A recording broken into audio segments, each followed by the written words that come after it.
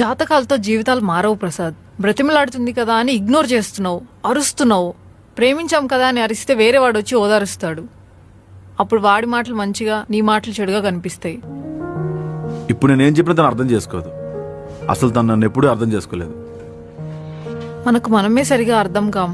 అలాంటిది ఎవరో మనల్ని అర్థం చేసుకోవాలనుకోవడం మన మూర్ఖత్వం. నీకు తెలియదు పూజ, తను ఏదో నన్ను భరిస్తున్నట్టు ఫీల్ అవుతుంది.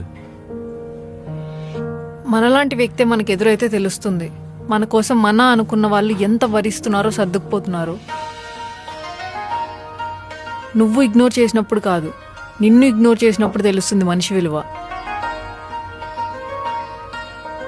నువ్వు నా గురించి ఆలోచించకు, ఎందుకంటే మనం కలిసి కనీసం కప్పు కాఫీ కూడా షేర్ చేసుకోలేదు.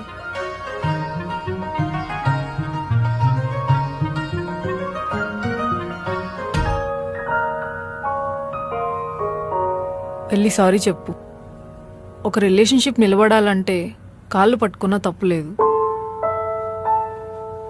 ఆలోచించు, ఆ అమ్మాయికి వేరే అబ్బాయి దొరక్క మళ్ళీ నీ కోసం వచ్చిందంటావా?